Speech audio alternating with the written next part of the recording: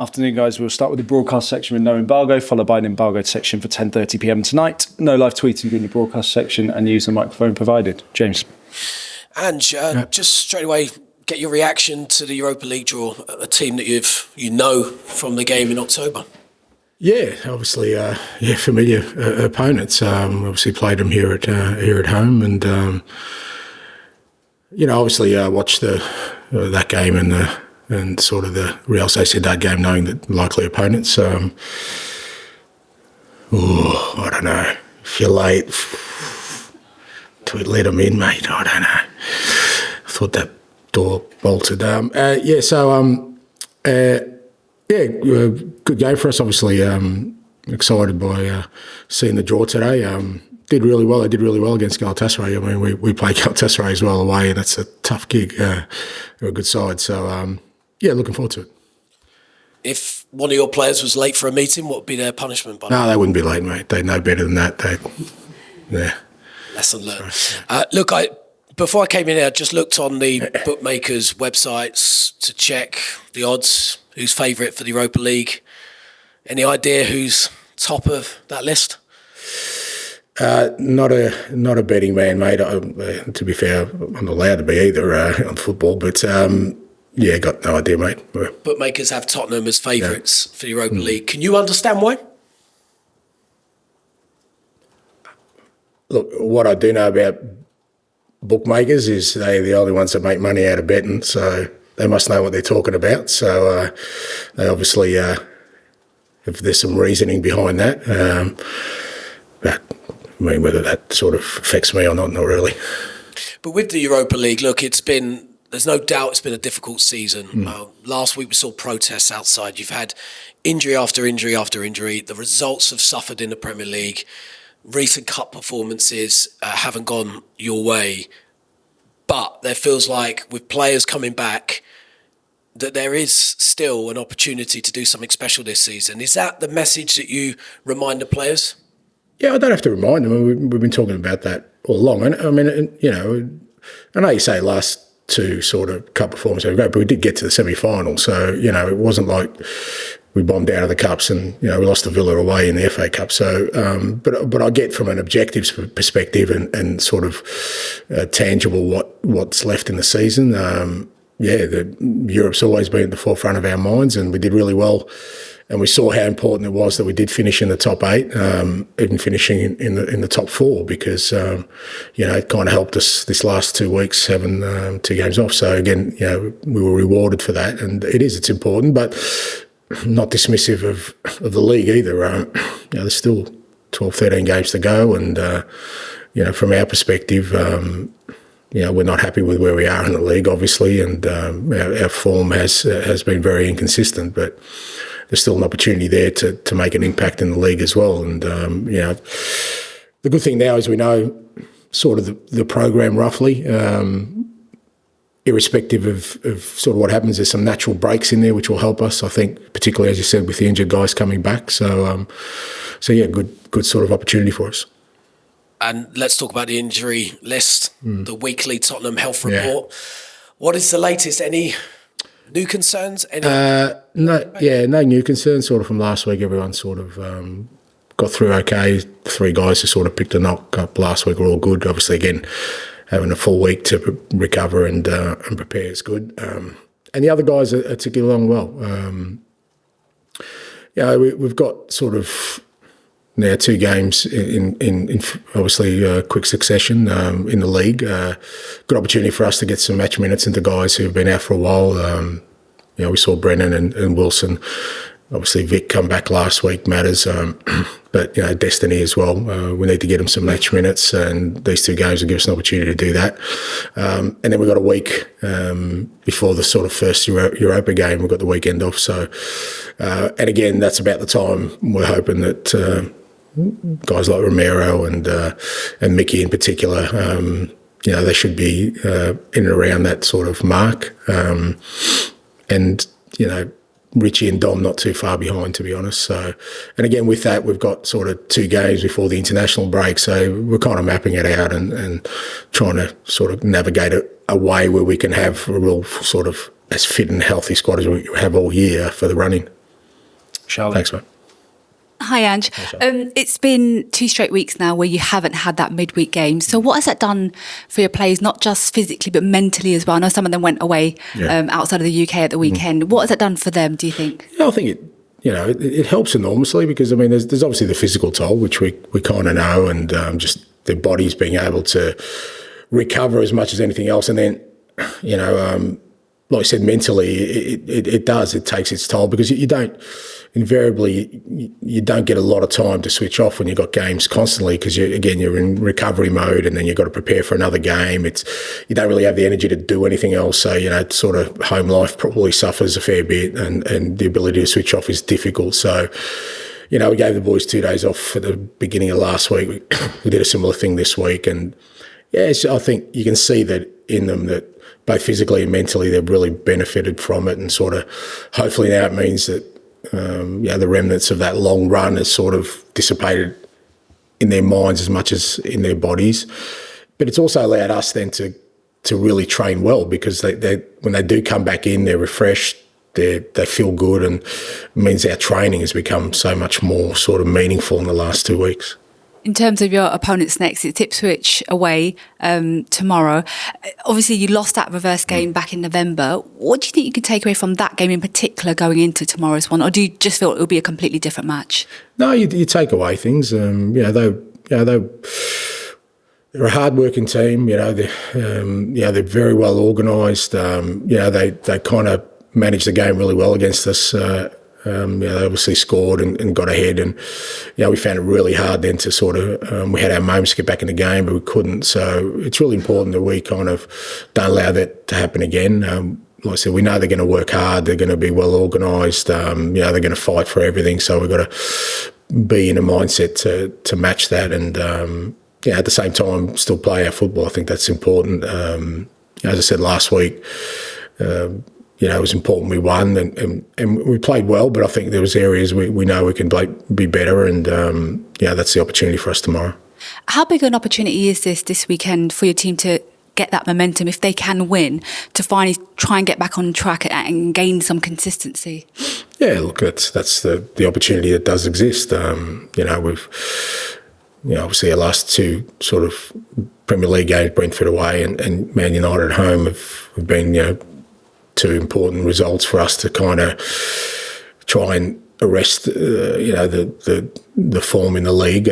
But you need to keep doing that and backing that up. And tomorrow's an opportunity to do that. It's not easy when you're playing away from home and in the Premier League, and especially against a team that's fighting, like Ipswich are. So we know it's not going to be an easy one, but it is. It's an opportunity for us now to, get another strong performance, get another positive result, and like I said, hopefully provide a bit of a sort of foundation for us to kick on. Thanks. Hi Ange, hope you're well. Last time I saw you a couple of weeks ago, it was just as some of the players were starting to come back, and I asked you how you were feeling, whether you could see the light at the end of the tunnel, and you said, every time I've seen the light at the end of the tunnel, I've been hit by an oncoming train. So now that I didn't say I got hit. I haven't been hit, but it felt like it. You went viral with a good question. Well done. But now you've had a couple of players coming back into the team, and you've got back-to-back league wins and clean sheets. Where's your head at now in terms of the squad and how you've been doing? Yeah, look, I think, as I said, for us, it's been kind of, it's not just the guys coming back from injury, which are important, but they need time to sort of get up to speed. But it's just the ability for the existing guys to also recover. I mean, it wasn't just the injuries that affected us, it was the volume of games. Like if we weren't in the League Cup or the Carabao Cup, or if we weren't in Europe, and even with the players we had, if we had sort of 1 game a week, you'd still be able to manage it better. So it's been hugely beneficial the last 2 weeks that, yes, we've got some significant players back, and we saw the benefit of that with Vic and Maddison last week, and Brennan and Wilson being able to help. But it's also, guys like, Kulusevski and Archie and Jed and all these other players, Rodrigo, who've been playing so much football, their ability to rest, recover. So, from that point of view, we're obviously in a much better place. We kind of knew the Villa game was the finish line for us in terms of where we were heading. I think we benefited from last week. Hopefully we do the same thing this week. And you were asked a lot about James Maddison's performance last week, and in a couple of weeks' time, Thomas Tuchel names his first England squad, and James hasn't been involved in that England squad for some time now. What has he got to do to get himself back into that team, into the national team? Oh, look, I mean, that's Thomas' kind of decision. I think what's important for us is that, we keep Matt as healthy as possible, because we know when he's, in good physical condition, he's really important for us. We saw that last week. He kind of has a real ability to make things happen, in tight areas, score goals, assist goals. So that's where our focus, I think that's where Matt's focus is. He just wants to stay healthy. He's obviously had a little bit of a disruption in recent times, and if he plays well, like things like international honours tend to just sort of flow on from there. And lastly, I wanted to ask you about Mathys Tel and his performances since coming into the side. And what have you made of his start to life as a Tottenham player?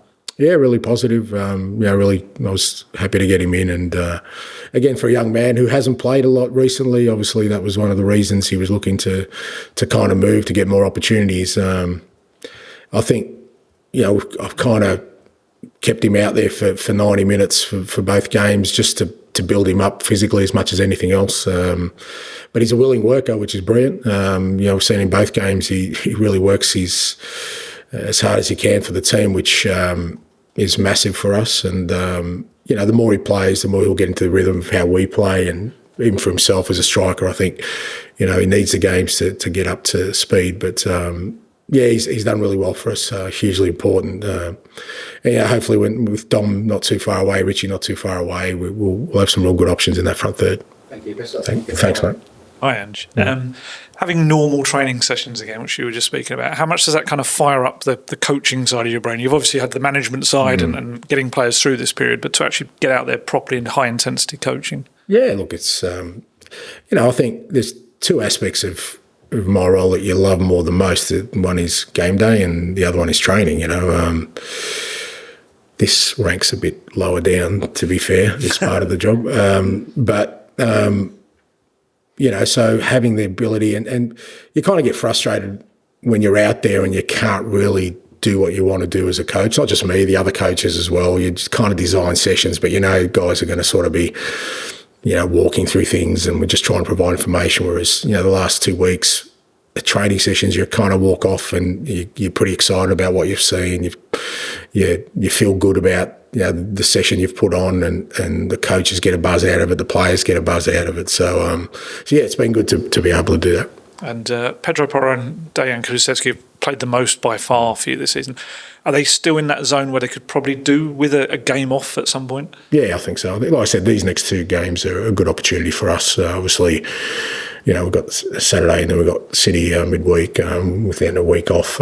So I think these next 2 games, it was great to give Archie just, a moment to have a breather, even though we had to sort of put him on the end last week because he's another one who's kind of racked up the minutes. But you're right, Pedro, Kulusevski, these kind of guys, we've got an opportunity with the players we've got back to still maintain good levels of performance, but also not, give them a little bit of a rest. Because again, once Europe kicks in, then we know we've got to play midweek, weekend again. So we want to make sure we've got enough in the tank, and we don't want to lose any players during this period either. So players like Destiny and Brendan Johnson, are they in a position where they can start match? Potentially, yeah. Whether it's tomorrow or Wednesday, definitely I think particularly both of them need to sort of start getting their match minutes up. Wilson as well, but Wilson probably, he's out the longest, so will be a little bit of a slower burner with him. But again, to play and play significant minutes is important. But in terms of starting, I think both Brendan and Destiny, whether it's tomorrow or Wednesday, we'd be certainly looking to get them involved. Just very quickly on Archie Gray, obviously he's kind of been your Mr. Fix-It, like been in so many different positions. When do you envisage maybe being able to give him kind of a chance in midfield at some point? I know that... the way it's going, never, mate. I was tempted to put him in goal because we were down our fifth goalkeeper. But no, look, I think whatever happens, and I know people are sort of really keen to sort of put him in there, I think the experience he's had this year is going to be outstanding for him and outstanding for us. He's taken on every challenge we've thrown at him, not flustered, got on with it, performed at a really good level, contributed to the team, all as an 18-year-old in his first year in the Premier League. He'll get to where he needs to get to in good time, but this period here, I think, is going to be enormously beneficial for him. Finish with George, please. And sort of going back onto Archie, I feel like at the start of the season, kind of Archie and Lucas and maybe Jed Spence all kind of had to prove they were kind of good enough to play in the Premier League and get regular minutes, which they have done over the last 2 months.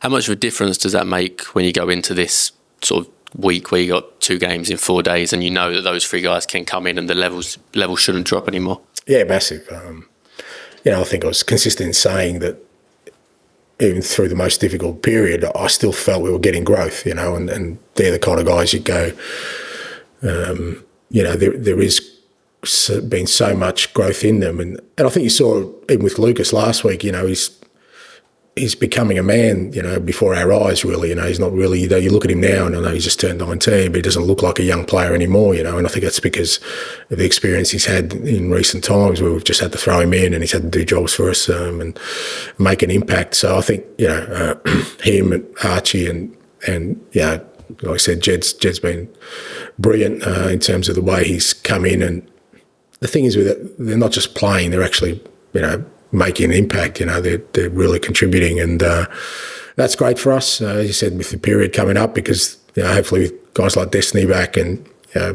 obviously Mickey and Romero not too far away, and it just gives us some real strength in squad that we're going to need if we're going to compete Europa and League. We're going to need, we've already seen sort of the attrition rate, we're going to need a strong squad, so those guys are certainly going to be beneficial. And kind of how difficult was it those first few months of the season where I guess people like Archie and Lucas maybe didn't feel if they were ready to be thrown into Premier League games, and you were having to go with, I guess, kind of 17 or 18, and then when you get a few injuries, it kind of that rotation is hard to do when you need to for the Premier League games? Sorry, mate, say that again. You lost me off. The first few months of the season, how difficult was it kind of only having, I guess, 17 or 18 that you could really trust in the Premier League? Because I guess Lucas and Archie got minutes in the Europa League. I'm not sure about trust. I mean, I really thought that guys like, Lucas and Archie could definitely contribute. That's why we kept them. We kind of made a decision, because there was an option, particularly with Lucas, to loan him out. But I really felt, working through pre-season, that him and Lucas could definitely contribute to us. And the same with Jed. I think with Jed, it was just, we wanted to give Jed every opportunity. And, we knew that certainly there was a player there, but a lot of it had to be up to Jed himself. And he's just worked really awfully hard and stayed patient through that early period. Could have been easy for him to get frustrated. He wasn't playing a lot. There was opportunities for him to play. He wasn't getting a run. And I think looking at his attitude through that, I think there was real growth for him personally in that, maybe in previous years he might have sort of given up the fight and said, right, I don't fit in here, let's just move on. But he kept going, and that makes an impression on people around him, his teammates, and, he earned his shot at it, and he's just grown since then. And just finally, I think you mentioned last week that Christian Romero had a scan coming up. Has he had that? And is that? Yeah, he's had that, and it's going well. He's in a good place. So, like I said, with him and Mickey, it's just picking our moment now. I'm really keen to get him back and have him back for the rest of the year. We've got a really good sort of period coming up where I think we can manage that, where they're back, they've had good weeks of training with us, so that when they do come back in, they're in a good place. So he's still going well. Okay, we'll end the broadcast section there. Move on to the embargo section for 10:30 p.m. tonight. Dan?